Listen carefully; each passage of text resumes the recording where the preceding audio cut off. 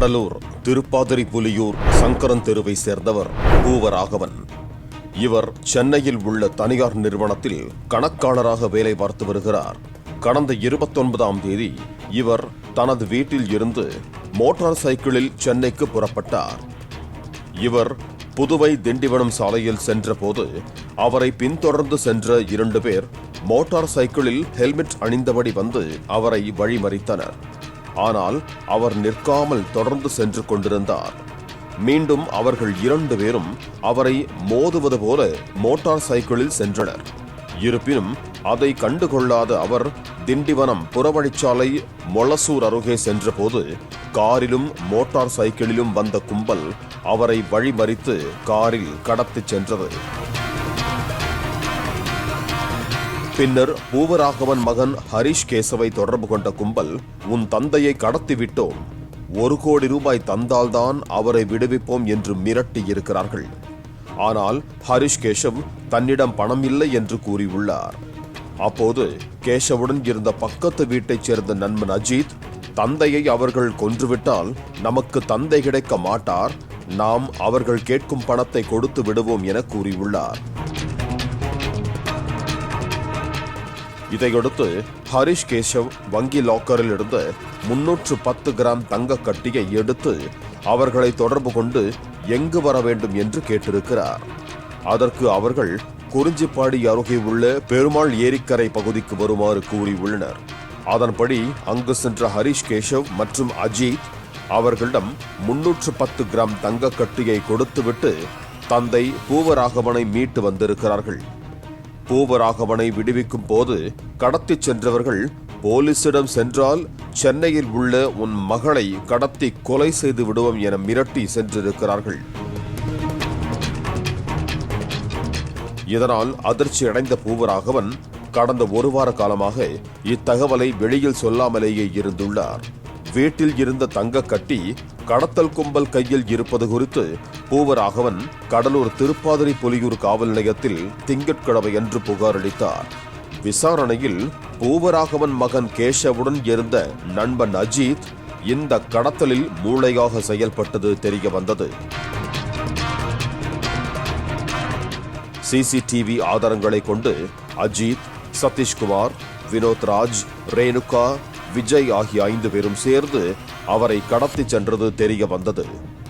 நண்பர் என்பதால் அஜித் ஹரிஷ் கேசவ் வீட்டுக்கு அடிக்கடி வந்து சென்றுள்ளார்.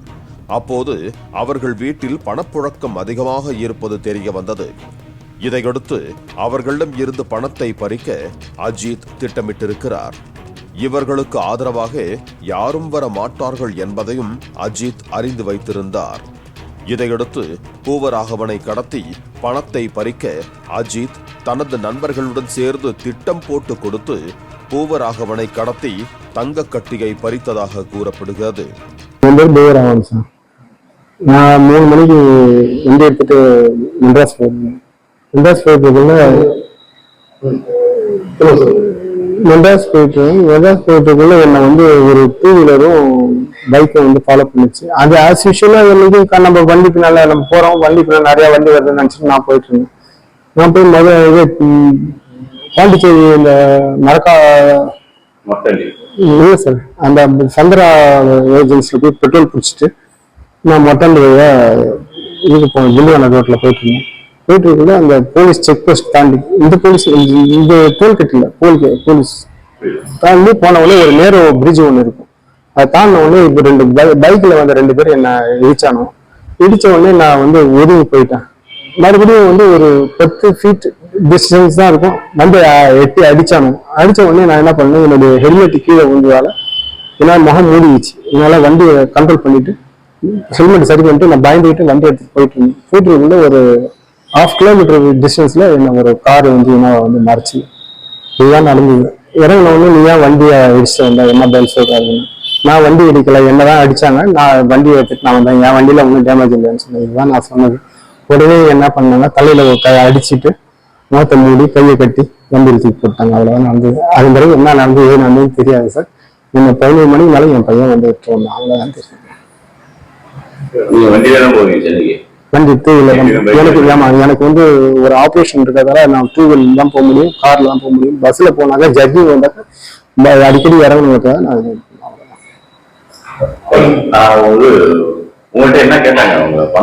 எனக்கு வந்து 80 லட்சம் கொடுத்து கொலை பண்ண சொல்லிடுறாங்க, நீ 1 கோடி கொடுத்தனாக்கா நீ தப்பிச்சுக்கலான்னு. நான் ஒரு அண்ணக்கா அப்படி எனக்கு ஒன்றும் தெரியாது அப்படின்னு. இல்ல 2015 எனக்கு தெரியும், உங்க ஒய்ஃப் வந்து 2015 இருந்தாங்க, அன்னிலிருந்து உன் பசங்களை வந்து உங்க மாமியார் தான் வளர்க்குறாங்க, நீ இடையில தான் உன் பொண்ணை இட்டு போய் மெட்ராஸ்ல நீ படிக்க வைக்கிற அப்படின்னு சொல்லி டார்ச்சர் பண்ணாங்க. நான் அதெல்லாம் உண்மைதான் அப்படின்னு.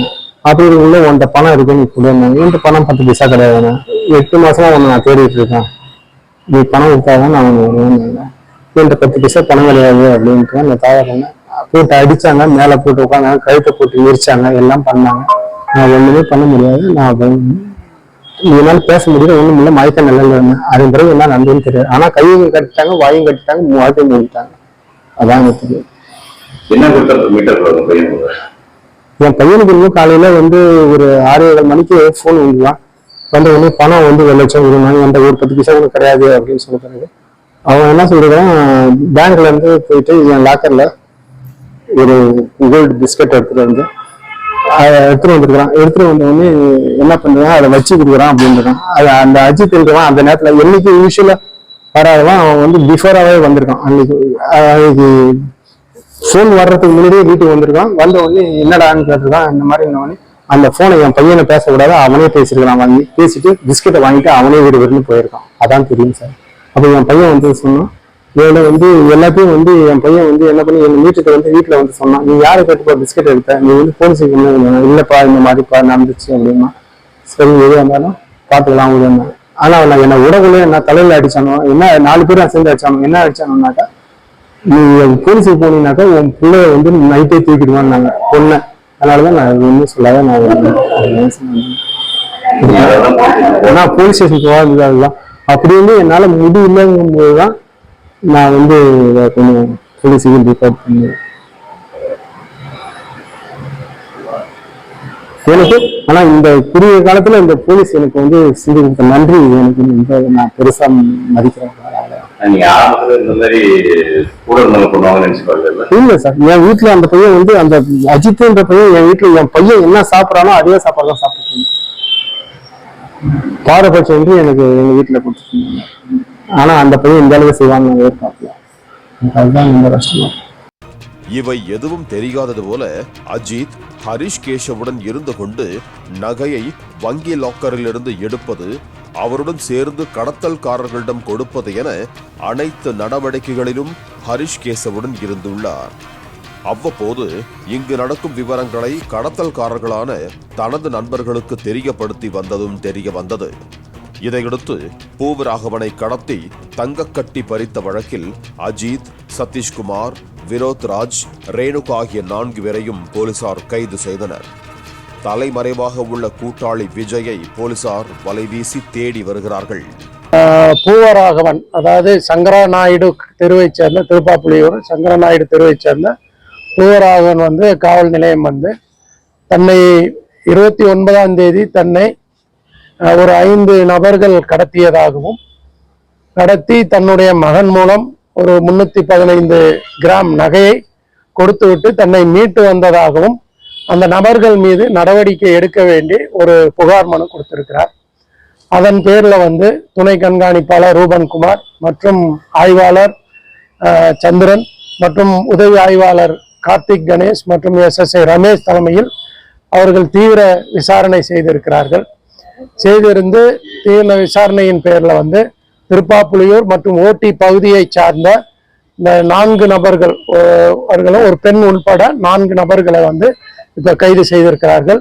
அவர்களிடம் இருந்து ஒரு கார், இனோவா காரு, 3 செல்போனு, ஒரு கத்தி, மங்கி கேப் 2, ஒரு டேப், அதாவது அவரை கட்டி வைத்ததுக்கான டேப்பு மற்றும் 350 கிராம் அந்த நகையில் வந்து மீட்கப்பட்டுள்ளது.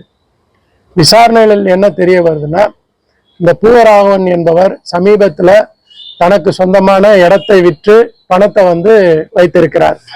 அந்த பணத்தை வந்து தங்க கட்டியாக மாற்றி அவர் வந்து பேங்க்ல வந்து வைத்திருக்கிறார்.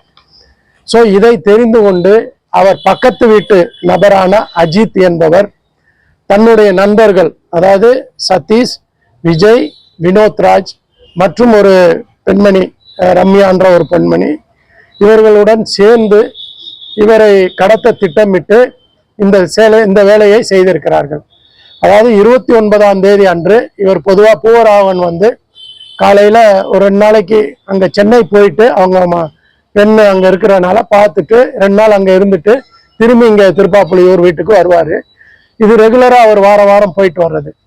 ஸோ அன்றைக்கு காலை 29ஆம் தேதி காலை இங்கேருந்து 2 வீலரில் போகும்போது இந்த மொரட்டாண்டி செக் போஸ்ட் டோல்கேட் அருகே இந்த காரில் சென்றவர்கள் அவரை வழிமறைத்து காரில் கடத்தி நம்ம குறிஞ்சிப்பாடி அருகே இருக்கக்கூடிய பெருமாள் ஏரிக்கு கொண்டு செல்கிறார்கள் அதிகாலை. தென் இந்த அஜித் வந்து ஒரு 7 மணி வாக்கில் வந்து வீட்டுக்கு போறாரு. யார் வீட்டுக்கு? இந்த பூவராகவன் வீட்டுக்கு. அப்பா ஹரீஸுக்கு வந்து அங்கேருந்து ஃபோன் வருது, இந்த மாதிரி உங்கள் அப்பாவை வந்து நாங்கள் கடத்திட்டோம், 1 கோடி பணம் கொடுத்தா தான் மீட்க முடியும் அப்படின்னு சொல்றாங்க. இதை அவர் பதட்டப்பட்டு அந்த அஜித்திடம் சொல்கிறார். ஸோ அஜித் என்ன பிளான் பண்றாருன்னா, நம்ம கிட்ட தான் உங்ககிட்ட தான் காசு இருக்குல்ல, நம்ம உங்க அப்பாவை காசு கொடுத்து மீட்டு விடலாம், யாருக்கிட்டையும் அதாவது போலீஸுக்கு போக வேணாம்னு சொல்றாரு. ஸோ அவர்களுடைய நண்பர்கள் இவங்கெல்லாம் ஒரு ஆட்டோ எடுத்துட்டு பெருமாள் ஏரியில போய் இந்த பேங்க்ல போயிட்டு இந்த 315 கிராம் நகைகளை, அதாவது அந்த தங்க கட்டி எடுத்துட்டு நேரா போயிட்டு பெருமாள் ஏரியில இருக்கக்கூடிய அந்த இவங்கிட்ட போய் கொடுத்துட்டு அவரை வந்து மீட்டுட்டு வர்றாங்க. இது வந்து மதியத்தோட வந்து இந்த பிரச்சனை முடிஞ்சு. தென் அவர்கள் வந்து நேற்றுக்கு தான் நம்ம கிட்ட வந்து கம்ப்ளைண்ட் கொடுக்குறாங்க. ஃபர்ஸ்ட் நமக்கு வந்து அஜித் மேல சந்தேகப்பட்டு அவருடைய கைபேசி எல்லாத்தையும் நம்ம அனலைஸ் பண்ணி சிசிடிவி அனலைஸ் பண்ணும்போது தான் இவங்க தான் அந்த இதுக்கு வந்து மாஸ்டர் மைண்டு அப்படின்னு தெரிய வருது. ஸோ அவங்களுடைய நண்பர்கள்லாம் சேர்ந்து இந்த பணத்திற்கு ஆசைப்பட்டு இதை செய்திருக்கிறார்கள். இப்போ இவங்ககிட்ட இருந்து எல்லாமே நம்ம வந்து ரெக்கவரி பண்ணியிருக்கோம். மேலேயும் வந்து இதில் ஒரே ஒரு ஆள் மட்டும், விஜய் என்பவன் மட்டும் சென்னையில் இருக்காரு. அவனுக்கு வந்து தனிப்படைகள் போயிருக்கு. கண்டிப்பாக அவன் பிடித்தோம்னா 5 நபர்கள் இந்த குற்ற செயலுக்கு ஈடுபட்டுள்ளார்கள் என்று தெரிய வருகிறது. மேலும் ஏதாவது வேற விதமான மோட்டிவ் இருக்கா, இல்லை வேறு யாரும் ஈடுபட்டு இருக்கிறார்களா அப்படின்றத நம்ம விசாரணையில தெரிய வரும். இல்ல, அது ஒரு பயம்தான் அவங்களுக்கு. பயத்தினாலதான் கொடுக்காம இருக்கலாம். ஒரு 29ஆம் தேதி நமக்கு வந்து அவங்க நேத்தைக்கு தான் வந்து கம்ப்ளைண்ட் கொடுக்குறாங்க. ஒரு பயத்தினால கூட கொடுக்காம இருந்திருக்கலாம். இல்ல, டவுட் ஒன்றும் வரல. சரி, அவரோட அமௌண்ட் அந்த நகைகள் வாங்கினதுக்கான ரெக்கார்டு, அவரோட நகை அது நிலம் வித்து தான் அவர் வந்து வச்சிருக்காரு. அவர் பையன் வந்து காலேஜ் போகக்கூடிய பையன், அவருக்கு வந்து அந்த அளவுக்கு ஒரு விவரம் பத்தல. ஸோ இந்த ஒரு பயத்துல தான் அவங்க டிலேவா கொடுக்குறாங்க ஒழிய வேற மற்ற மாதிரி எந்த வித ஒரு சந்தேகம் இல்லை. என்னங்க, வேற எதுவும் இவங்க மேல புகார் இல்லை. ஆமா, சதீஷுக்கு மட்டும் எப்படி மீட்கிறது கிடையாது, லாக்கர்ல தானே வச்சிருக்காங்க. லாக்கர் யார் வேணாலும் போய் திறக்கலாம், பையன் போய் திறக்கலாம்ல.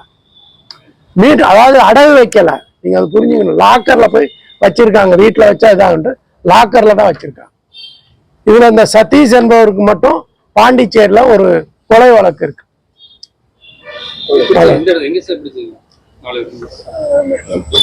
எம்புதூர் பஸ் ஸ்டாண்ட்ல தான் நம்ம தகவல் கிடைத்துதான், அது எம்புதூர் பஸ் ஸ்டாண்ட்ல தான் காரோட சேர்த்து பிடிக்கும். இன்னைக்கு காலையில தான். நண்பர்கள் என்றாலும் உறவினர்கள் என்றாலும் வீட்டில் நடக்கின்ற வரவு செலவுகளையும் பணப்புழக்கத்தையும் அவர்கள் முன் செய்வது வில்லங்கத்தை வீட்டிற்குள் வரவைக்கும் என்று போலீசார் எச்சரிக்கிறார்கள். பாலிமர் செய்திகளுக்காக கடலூர் செய்தியாளர் லெஸ்ஸி ராஜா.